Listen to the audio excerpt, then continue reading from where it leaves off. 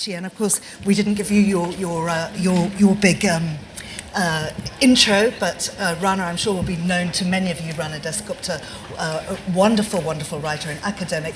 His book Capital, absolutely fascinating portrait of Delhi, and just a really great book. So both of you, so pleased to be here with you. Now, Cultivating Democracy.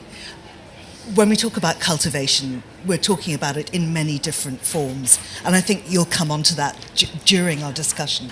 But the book actually spans 15 years, and it actually centres on one location, or two locations very close to each other. What's so special about that place? I think what's special is that these two villages in West Bengal, an eastern state in India, are utterly nondescript. There is nothing extraordinary about them, which makes them very representative of millions, thousands of villages in India. But the reason I chose them, I wanted to work in West Bengal because I'd never lived there, but I speak Bengali, so I needed the local language to work in the local language.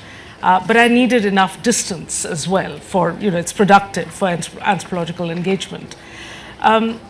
I wanted to study a place which had a very high voter turnout, because voter turnouts in Indian villages, in rural India on the whole, is very high. I don't know how many people here know this, but India has a very high turnout in every election. It goes up in every election. And in the late 90s, when I started this work, rural India used to vote way more than urban India. So I wanted a rural location where there was very high turnout, but we also knew that rural India on the whole is very poor. It's largely illiterate in that adult population. Things are changing. Literacy levels are going up in India. Sadly, poverty levels are not. And I don't know, again, how many people realize this, but 70% of India lives in rural India. Right? So it's representative of a very big trend in Indian politics. And so these two villages were,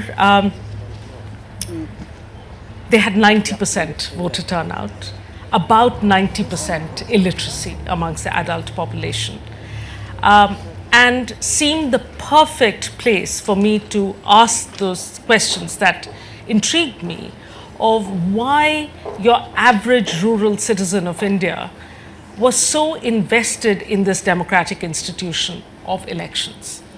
And an average citizen who is uneducated. I mean, that's extraordinary that literacy rate and the voter rate are parallel. Yeah, and I think it's a product of Western political science that has put forward a theory that you need education for electoral participation or democratic participation, and India really bucks the trend on that.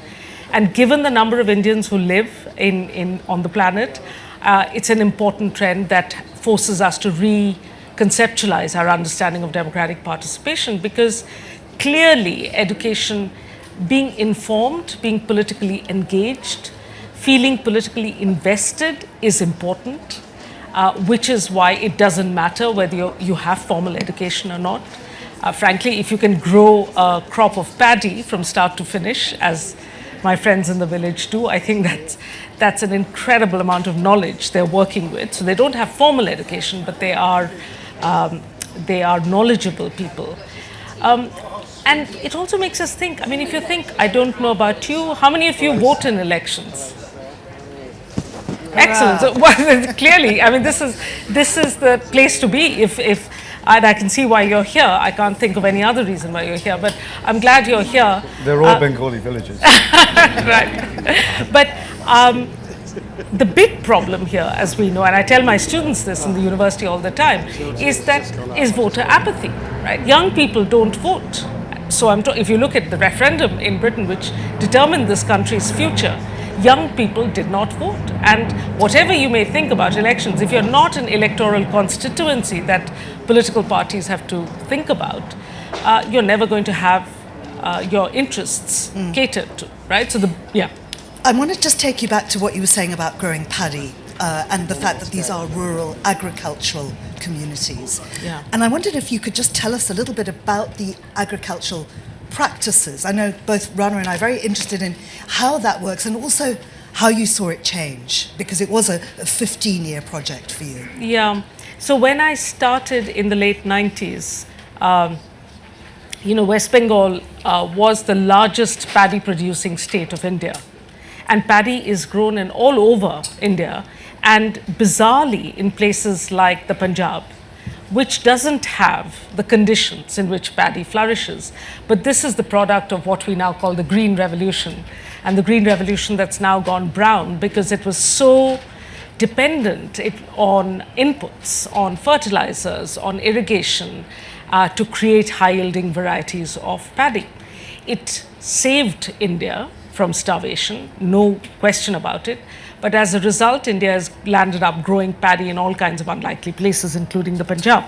West Bengal, however, is much more suited. It gets much more monsoon-fed crops, but also high-yielding varieties which were dependent on irrigation. And when I started, if you look at the cover of the book, I don't have the book on me here, but if you see the cover of the book, it's a green paddy field. And that's what the lands between the villages looked. Everybody grew paddy. And two paddy crops were grown. One that was monsoon fed, the Swarna paddy, and then the high yielding varieties which they used to call Khoradhan. It was the dry paddy. The yields were much larger for high yielding varieties of paddy. Obviously, that's why they were grown. The inputs were more. But curiously, even in this business of agriculture and the economy, the imagination and ritual remained such that Swarna paddy, which was grown by rain-fed, which was monsoon-fed, and the outcomes were always uncertain with Swarna paddy because you just didn't know what the rains would do that year, whether there would be enough. You had to work very hard. You couldn't just use fertilizers. But that was the paddy they used when they made offerings to the gods, when they had feasts in weddings. They never used high-yielding variety of rice. That was always what you sold in the market. So most people in the village, now when I say it's a nondescript village, it is because they were it was a very unprosperous village in that sense. People were very poor. They ate a largely vegetarian diet of watered down dal and rice, not wheat in some households, milk in very few households that could afford to have cattle, fish occasionally, and meat once or twice a year. These were mostly Muslim villages. So this idea that we have of Muslim India, of Muslims in India being some sort of carnivores of the country. Rural Muslims don't, like other rural Indians, don't eat meat because it's too expensive. Most people can't afford it. Most people cultivated paddy. But what happened in the course of my research was the water table kept dropping. So you had to dig your deep tube wells deeper and deeper into the ground to extract water. Digging deeper and extracting further up meant you had to use up more diesel. So the years when diesel was expensive, you couldn't afford to cultivate paddy. Things that we don't think about. We never think of the price of diesel affecting paddy cultivation, but it does directly. And so increasingly, I'd go back every year, and increasingly I began to see green fields turning brown.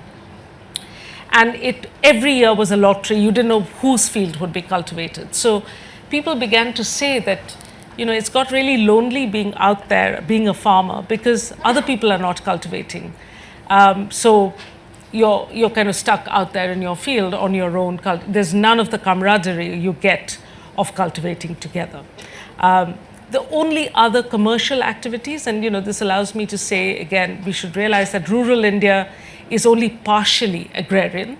Not all of rural India cultivates. A large part of rural India is about small industries, and in this village it was a fisheries business that had been started a couple of brick kilns, which was Constantly, they were on the go. A brick kiln takes about 5 to 6 weeks to build and bake and then dismantle and sell. And so there was constantly at least 2 on the go. And that's about it. There was no other source of income for people. Rana. Yeah, I've just finished rereading Mukulika's book, and I think we're sitting here in an enormous metropolis and talking about tiny, tiny places on the planet, and yet it feels like the issues that you're discussing, and indeed the Indian village in general, has a lot to say to the metropolis. The questions we all care about: how will we feed ourselves in the future? How will we sustain natural systems? And especially, how will we organize ourselves politically so that we can make useful decisions about those things, are all there inherently, I think, in the village community. So these issues, I think, are vital. And I would ask you, first of all, to expand on what you were just saying. The decline of agriculture that you're describing, nonetheless, we do have 800 million people supported by the land, essentially. Mm-hmm. At the end of the day, they're supported by the land.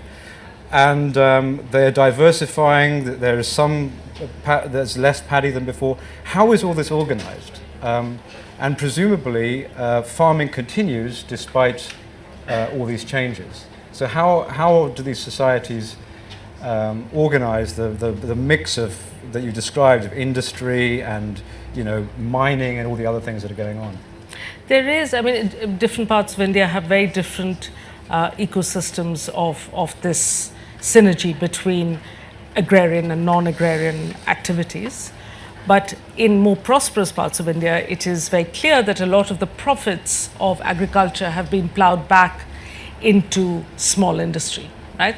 And it was very interesting with the pandemic that in this economic slowdown in India at the macro level, the rural sector did not face the same kind of slowdown. So what you're saying about the guaranteed quality of farming, that it's always the land's there to work on, is certainly one of those permanent aspects of rural life. The big tragedy, of course, is that we haven't been able to reform and rethink agriculture in India such that farming can be beneficial to the people doing it. It needs a major overhaul of strategy and policy, which to a certain extent over a 1-year period, some of you may have heard about the farmers' protests in India, right? And it had so many detractors, understandably, because the government had introduced 3 laws around farming, which the farmers of India pushed back against. The government also controls an ecosystem of information that is very efficient. So if you want to amplify the demonizing of the farmers, then that will happen because that ecosystem is very effective. And so we heard a lot of the demonizing of farmers, of the fact that, this was dominated by rich farmers from Punjab, etc., etc. The truth of the matter is that over 500 farmers' organizations across India came together to oppose these 3 laws, which we were told by the government was really there to reform, do this agrarian policy reform, which it did not. It disadvantaged farmers further. But there is, I think in India, we don't have in public life enough of an understanding that internationally there are very few countries in which the farming lobby doesn't have subsidies. In order to have a prosperous agrarian sector, you need the state to support it in certain ways. They're not handouts. It is something that you have it's a public good that you need to invest in. That has not really been thought through in India. And this is, of course, a simplistic account. This is a complex issue. In the village, though, it's a constant juggling and decision-making process of whether to farm or whether not to farm. Am I going to grow 2 paddy crops this year or 1? Am I going to do the 3rd wheat crop in between the 2 paddy crops? In a good year, you would do both paddy and 1 wheat. But when you can see the soil unable to take it, you need to grow other crops to replenish the soil, and there is no time for it. This is what our monoculture of cereals of wheat and paddy have done to India's soils, which is why now the revitalization of millet and barley is so important, because of this monocropping of cereals has been absolutely disastrous. Yeah. Though if I understand correctly, there's also money from industry is also reinvested in agriculture. So there's a lot of development of small farming, and it's not as if farmers are unaware of these kinds of things. They are diversifying their own lives. Women are doing a lot of the farming while men are doing industry. Right, so how to, it seems like this is an extremely dynamic part of Indian society. Yes. And we've got Mariam Maslani in the front row, who's also written about the same kind of thing in Maharashtra, where industry in the countryside is a very big influence. I wanted to bring you back really to the title, Cultivating Democracy. And I wonder how the study of a place like this, these two small villages, demonstrates democracy on a larger scale. Thank you. Yes, I think the title Cultivating Democracy really is works at two registers. There is the practice of cultivation that we've been talking about, of agriculture. But the practice of cultivation, I would argue, also teaches us something about what we need to do with democracy. Right? So democracy, I argue in the book, is not just a set of institutions that you bring in. It's not as if you have elections and universal suffrage and political parties and separation of powers and voila, you have democracy. It doesn't work like that, because you need certain values associated with democracy. You need to have a certain investment in it. You need to create a democratic culture, and I'll come back to that in a minute. But let me just finish answering what you asked about cultivation. And so the big point that I'm making with this book is also that in order for democracy to survive, which, as we all can know, is under severe threat across the world. The future of democracy is really uncertain in 2022 across the globe, is really the result of complacency.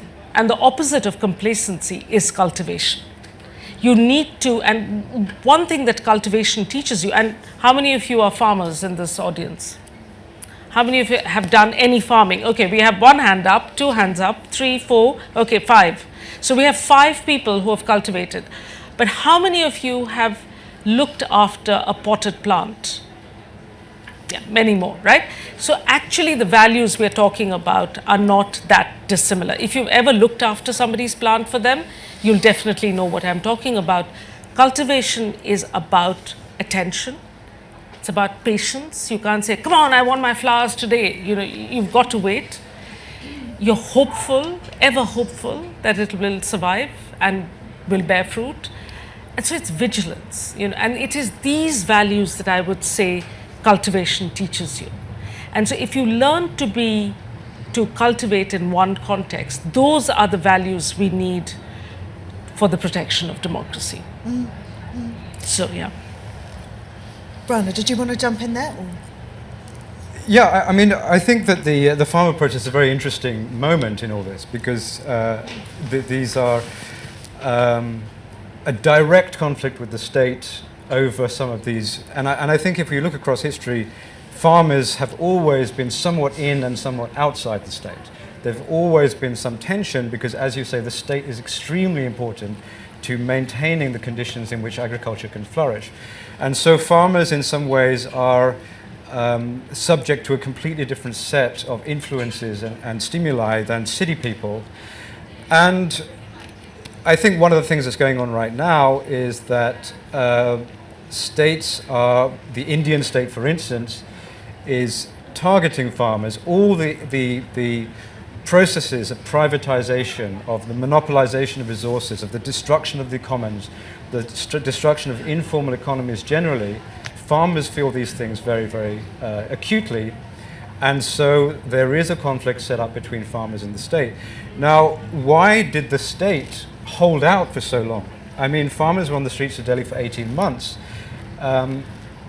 Why was it so difficult for the state to give in? I think it's because the state is also securing much, much larger interests, which are international interests, the interests of international capital. So if you look at the way that, for instance, the World Bank looks at governments these days, it is asking governments essentially to be able to domesticate their farmers, to be able to discipline their farmers, because all the investor interests in a place like India are interests in land primarily. It is mining, it is timber, it is these kinds of things that set up all the investor arbitrations that take governments like India to court and have them paying enormous fines.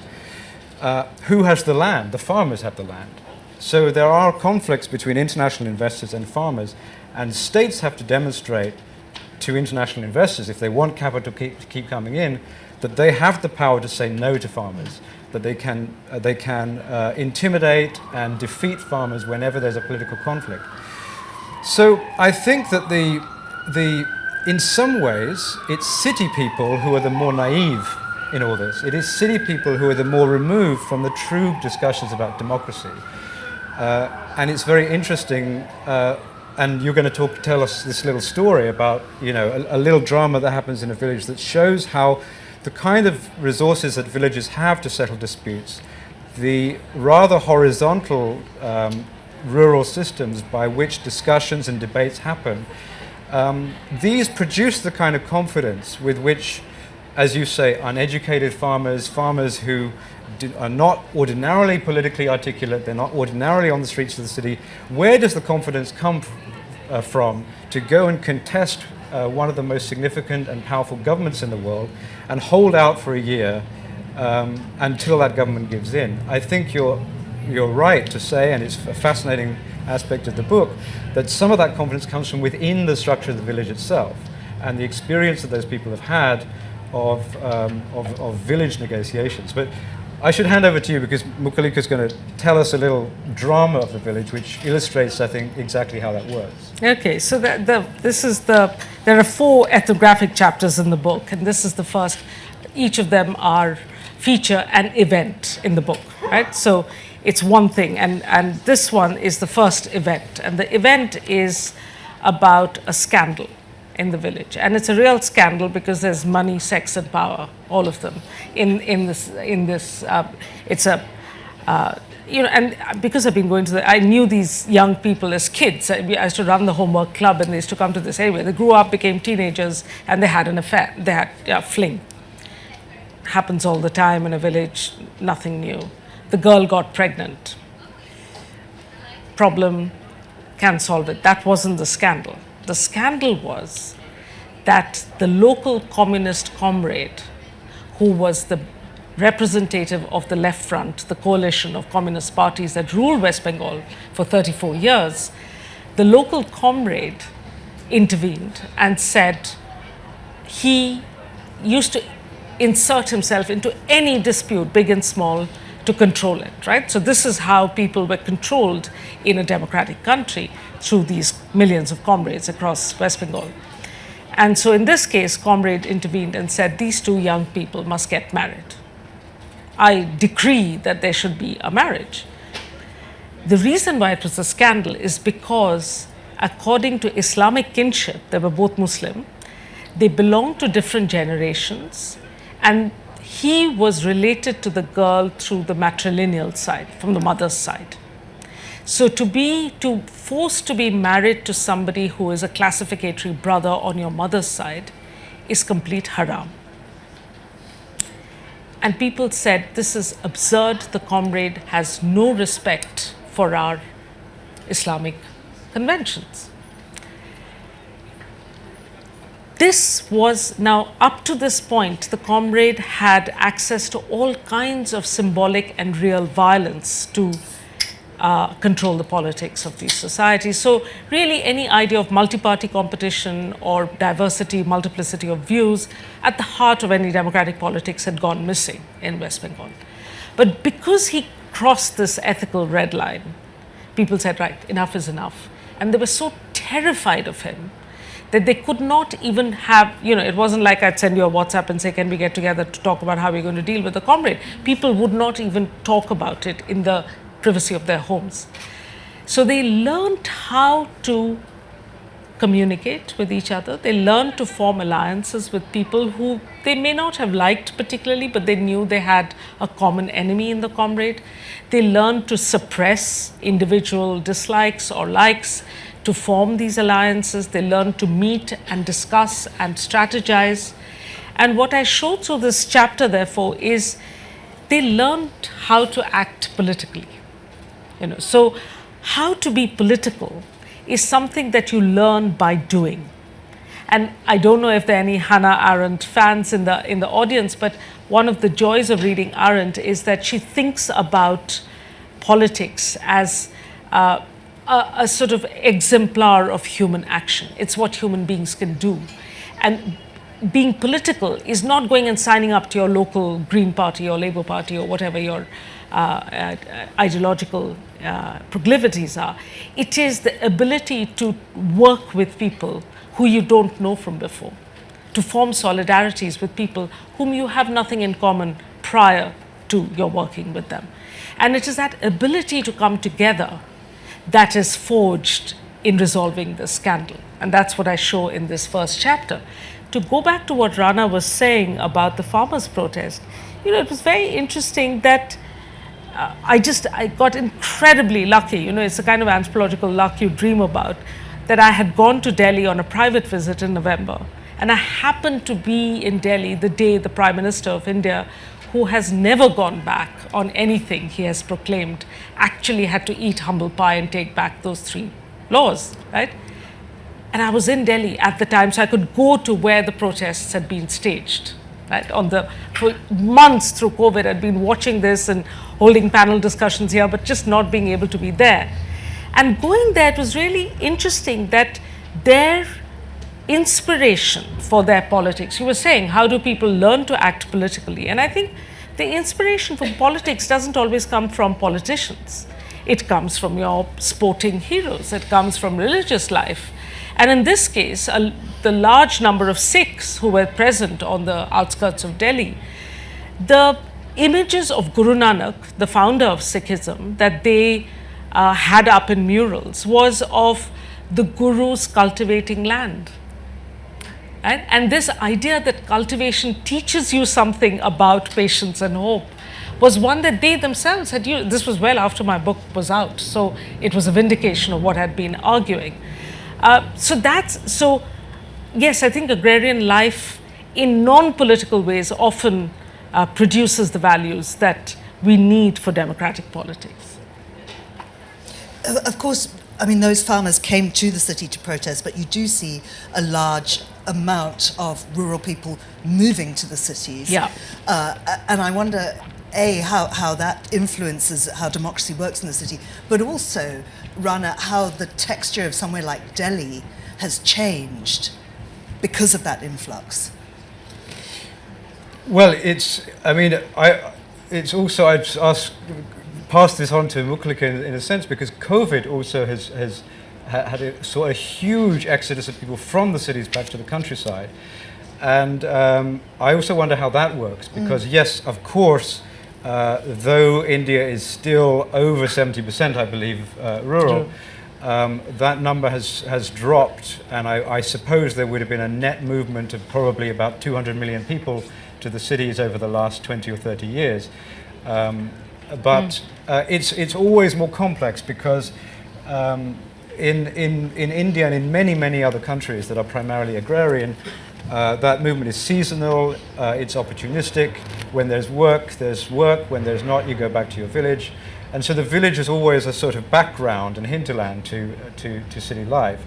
Whereas during COVID, you saw an enormous, the movement of people back to the villages was huge, and presumably there were strains in villages when these people had to support themselves again on the land. How has that worked, and are they still there, or have they now gone back to the cities? Sure. how much time do we have to? It's fine. Carry Yeah. on. Okay. So When do we finish, by the way? yeah. We finished at 1:15, and here's my little. Oh, clock. fantastic. Okay, great. We have time. If you will stay. One of the reason why there was this exodus, the reason why so much of the population comes to urban India is because there are no jobs in rural India. A lot of people don't want to leave rural India if they could, because the quality of life in urban India, we may think, it's about anonymity and freedom. Yes, it is about anonymity of freedom, but the basic quality of life you have as a migrant in an urban setting is so awful that if you could stay and earn a living in your village, a lot of people would choose to. At least the fact that it's not a choice, that is what I think we need to recognize. The second thing is the reason why they all moved during the pandemic, moved back to their villages, as Rana was saying, is because the lockdown in India was A, very severe, and 2, was announced with 4 hours notice. So things were suddenly stopped. All transport was stopped, all work was stopped, all movement was stopped. People could not even go out for daily exercise as you could in the UK, for instance. So all these millions of migrant workers in urban India were suddenly left with no work and no way of getting home, because they had 4 hours, and then the surveys that were done, there was fantastic academic research done by various people, and the surveys showed that people had about 2 days of dry rations and about a week's worth of savings at best. That's it. So instead of letting that run dry and then literally be left to die like dogs, that's what people said. They said we just walked back to the village, and that's why we saw that remarkable sight, which I hope we never have to see again, of people literally having to walk thousands of kilometers back home on empty highways. But when journalists talked to them, and there were not many journalists talking to them, Barkha Dutt was one of the few, she actually asked them, why are you leaving? And they said, it was an absurd question, why would you leave? You don't have work, you don't have food. But they also said, at least I won't die alone in a village. When I'm dying and I ask for water, there'll be somebody to give me a drop of water before I die. Whereas if I die in the city, I will die like a dog with no one to care.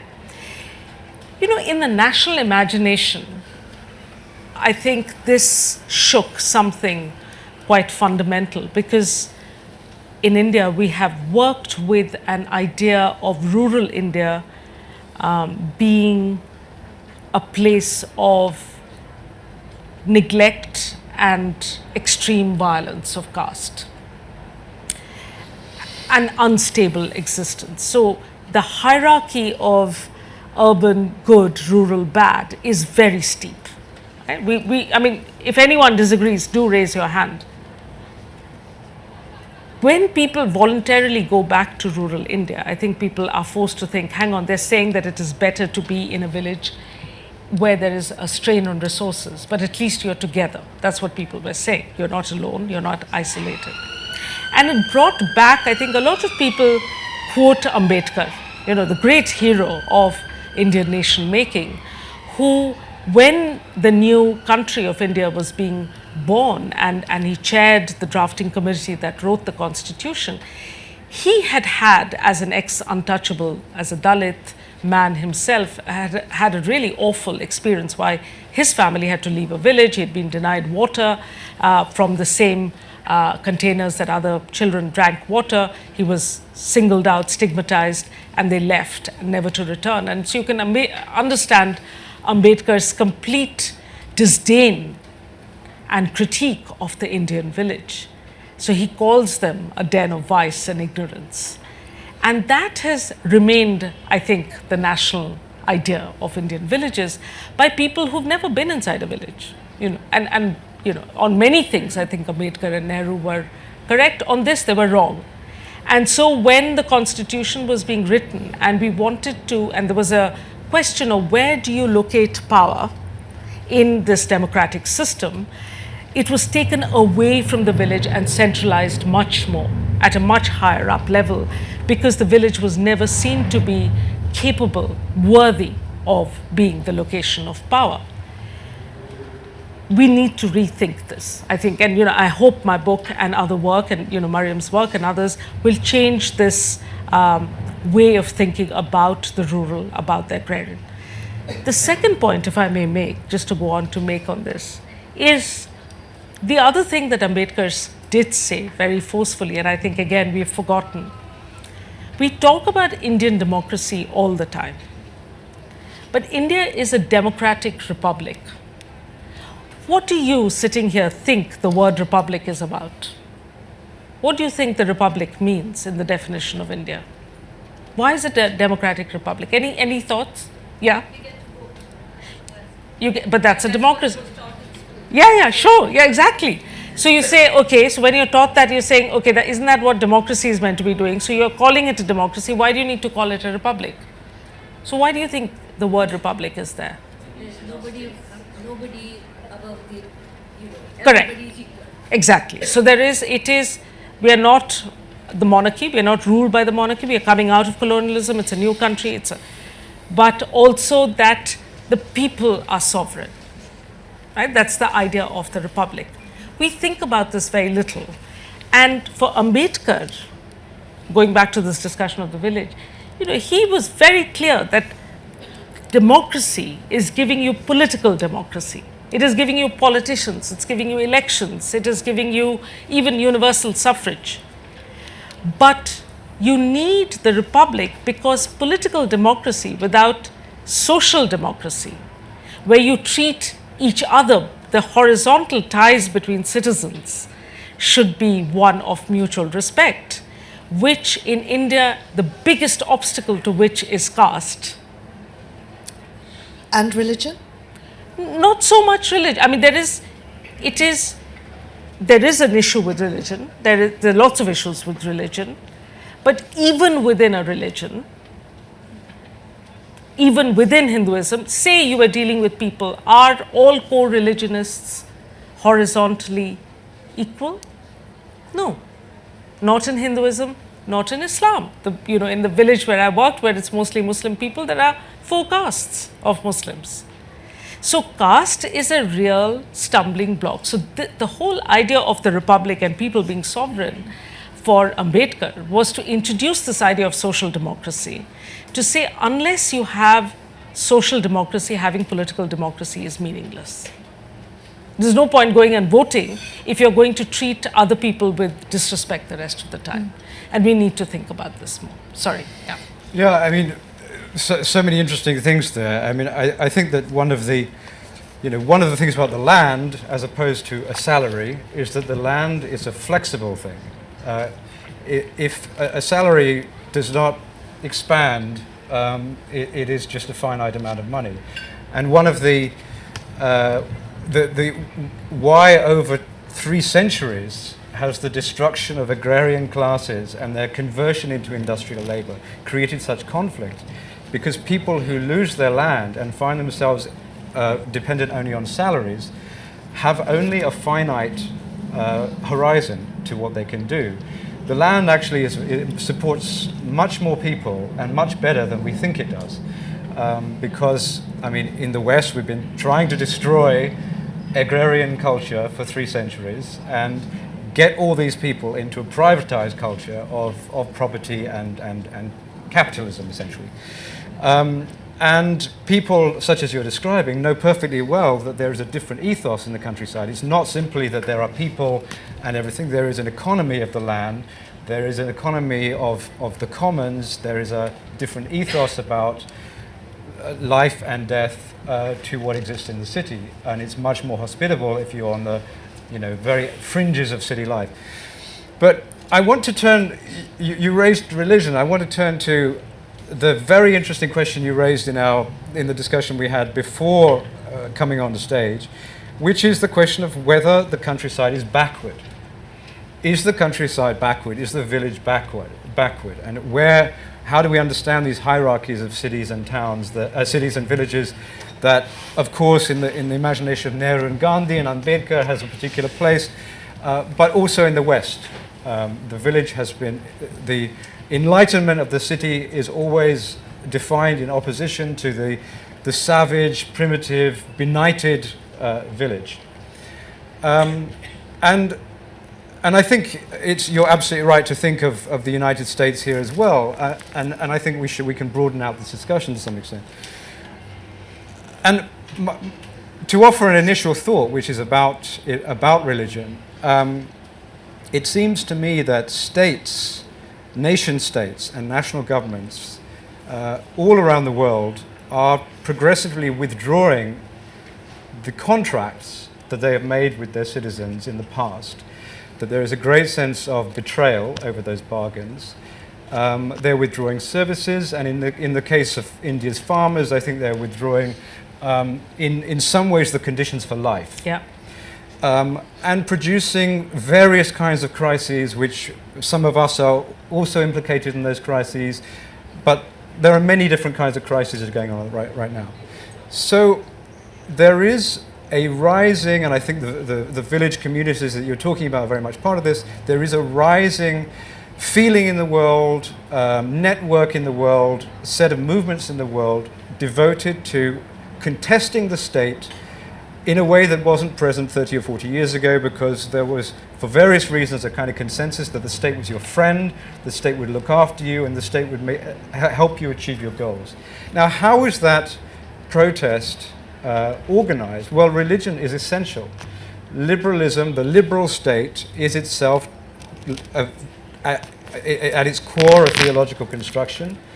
And if you want to contest it, you make appeal to religion. And it's very fascinating that in Mukulika's portrait of these villages, that religion is one of the most dynamic aspects of village life. That there's huge religious innovation going on, and Muslims are, I think I'm right in saying that the trend is away from a certain kind of, let's say, liberal, Sufi-inspired Islam towards a much more austere Deobandi kind of Islam. And I think that your explanation for this is, if I'm right, is that there are influences from outside. There's funding from outside. There is funding from other parts of India and South Asia, and also from the Middle East. And I'm sure that this is correct. It's absolutely true that there is Middle Eastern funding for the propagation of these kinds of movements. But I also feel that there are local reasons for this. If I'm going to convert to another brand of my religion, what is in it for me in my immediate life?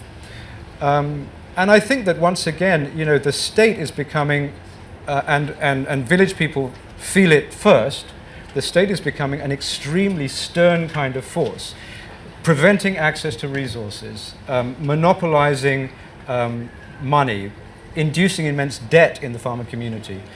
And the hardening of religion in response, the generation of much more, let's say, anti-state kinds of religious feeling, I think is very apparent there.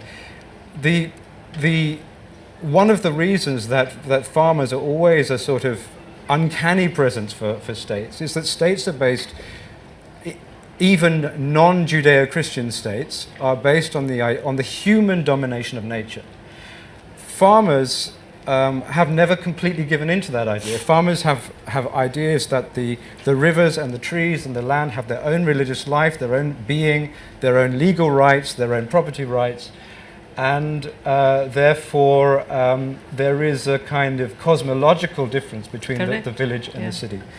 The city would like to stamp out, property rights are human rights. They do not belong to trees or rivers. Those are the kind of rights that cities are trying to impose. And I think a lot of this religious turmoil in the village is a response to a lot of these things which are also cosmological. I just want to jump in there and say, in a moment, we're going to open the floor to audience questions. So I think perhaps we look at solutions now. Yeah. I just want to respond to some of the, I don't know about solutions, but I'll respond to a couple of things that Rana said. It may seem a bit tangential, but I am responding to what he just said. And I'm delighted you've raised this issue of how nature is seen, and this category, the inert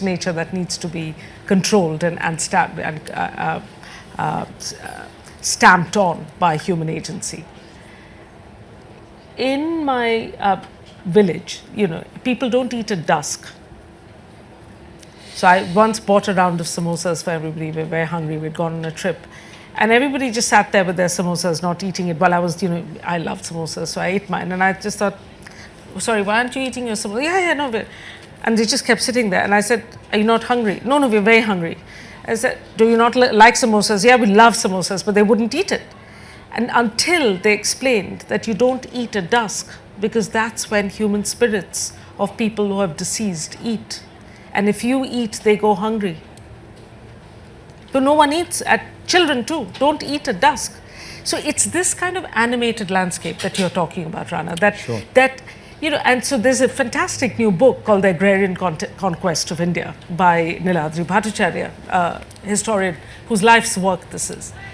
And what he points out is that what colonialism does to agrarian India is to create the unit of the village, which is a revenue unit.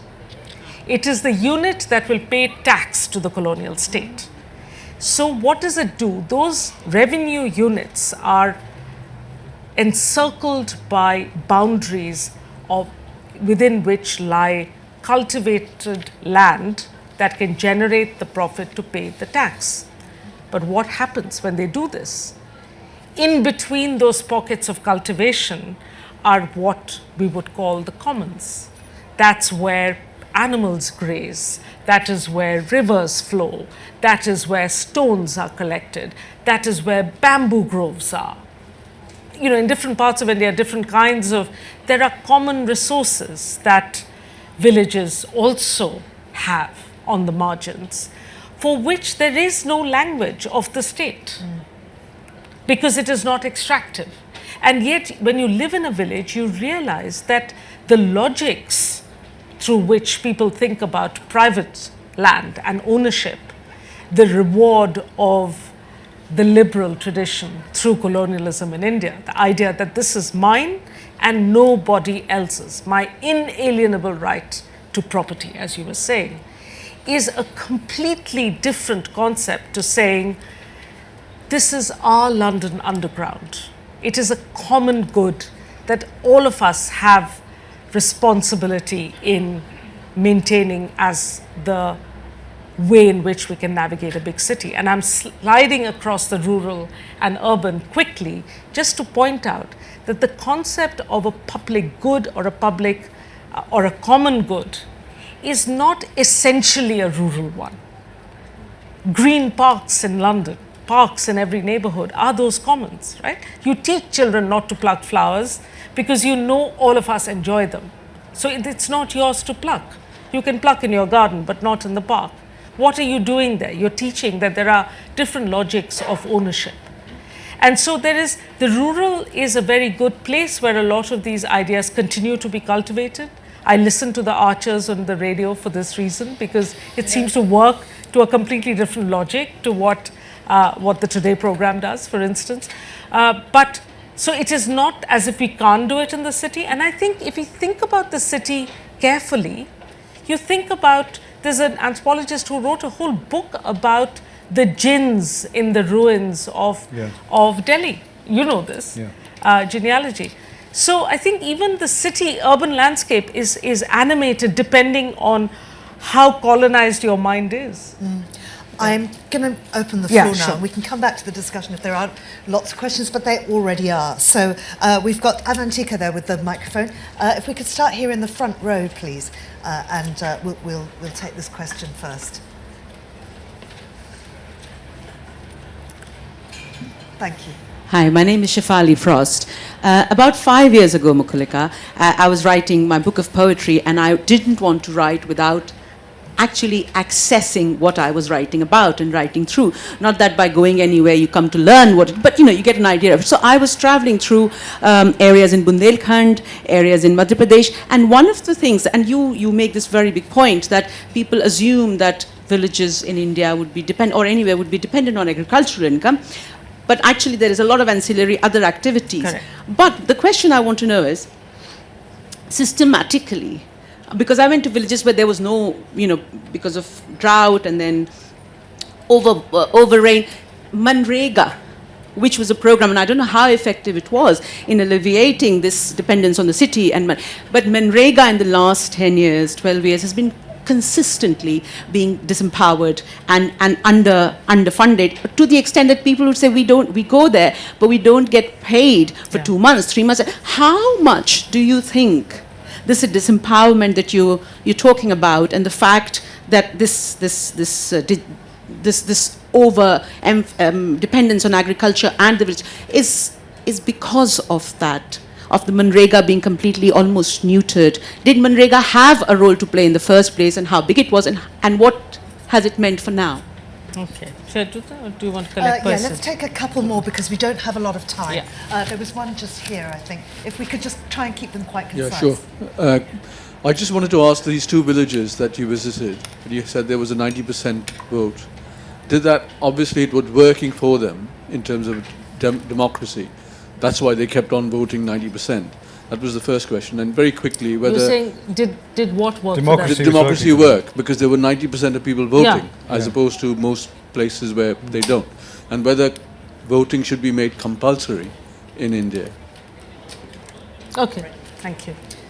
And then there's one there, yeah.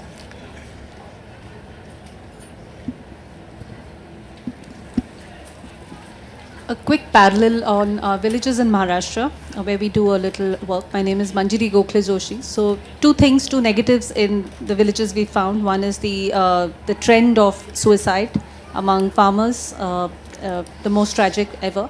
Second is the trend that no farmer's son or daughter wants to be a farmer at all. And on the positive side, what we've experienced is that extreme high level of aspiration for career building and actually go to university and all of that. And the fourth, extremely important, is connectivity, because everybody we know is on WhatsApp and everybody can join a Zoom call through the village, which is why they're able to learn and earn through us. So do you find the same in the villages you work strongly in, and what is your take on this? Thank you. As I say, we don't have a huge amount of time, about I'll be- 5 minutes. So if we could go first, the first question was about Manrega. Okay, so I'll give very brief answers and we can talk more later if you wish. Manrega is, this is the Mahatma Gandhi National Rural Employment Guarantee Scheme, right? And this was done by the Congress government in 2004, which was to guarantee 100 days of work to rural India, anyone living in rural India. And it has been a lifeline. All research shows this. There's been a huge uptake. It has been very uneven in different parts of India. Sometimes, you had to have a job card where you sometimes got 100 work but didn't, but at least it was guaranteed work in that very basic idea of welfare of your population, where work, being given work, is to have dignity, right? So it's not a handout, you work for it. When the government changed to a different political party in 2014, the allocation to Manrega has gone down, and increasingly, and yet, because it was an earlier different political party that had introduced it, but actually bizarrely Manrega is the one that they had to put back more money into it because it was the only way to give people. So the story of Manrega is, you can do party politics over it, as has been done, but clearly the idea of guaranteeing a certain amount of work to the rural population is there to stay, and has been the most successful scheme in the world in terms of the numbers involved. So the Manrega story is important here. Compulsory voting, I remember once sitting next to dinner with the Australian High Commissioner, Election Commissioner, where of course it is compulsory, and he said, we spend more time trying to administer fines to people who did not vote than we do on conducting the elections. So it really is not worth making it compulsory. If you have not created enough investment in your political system that people don't come out and vote, then it really is not worth doing it. And the marvel of the Indian system is that people feel invested. Now, I should say this, I've also written a plenty on this, that the election system as it existed before 2014 and now are very different systems. It has been radically hollowed out of meaning, and there are 3 ways in which it has been done, and I can talk about it if you have time. But basically the fact that electoral bonds have been brought in to make electoral expenditure opaque has created an uneven playing field in a way that it wasn't before. So no to compulsory, but people felt invested, and that's why they voted. My earlier book is called Why India Votes. And it was exactly to answer your question, why on earth are people bothering to vote when their lives are not getting better? And the short answer, the long answer is in the book, the short answer is that the act of voting itself is a very meaningful one, because the polling station in India is the only place, I would argue, where you have genuine social equality. It is the only place where you can't show up to vote and you find your chauffeur or the maid who comes and does the dishes in the house standing in front of you, and you can't say, go to the back, I'm here, I'm your madam. You won't ask because she will say no, and you wouldn't dare ask it. And if you did, she'd say, sorry, not here. Here, I'm a citizen, you're a citizen. And if you're at the bottom of the social hierarchy, that is important, and that's why people do it. The final question about Maharashtra aspiration connectivity, yes, all of those things are important. It is less, it's very different. You know, Maharashtra is more prosperous than West Bengal is in rural India. It's very different, very, very different. And communism has had its own legacy in West Bengal. It's a much longer discussion. But yes, you know, in terms of the young people growing up there and producing, the TikTok heroes of India are from West Bengal, right? It's this woman who, I mean, when TikTok was banned, I think rural India was affected more than anyone else, because this was a way, you know, and we may be entertained, but it is sad how important, how poignant it is. The real reason no one is cultivating rice. Yeah, well, no, they can multitask, Rana, because a lot of these TikTok heroes were actually women, so they could do that. Anyway, yeah. Women cultivate rice. Yes, indeed. Yeah. Sorry. I'm so sorry, we've got to end there. Just before sorry. I hand you back to Richie, big thanks to our AV team, that's Sarah and Dominic, and also to Avantika for handing around the microphone, and to Richie Turner, who I'm sure is going to thank our speakers. Thank you so much.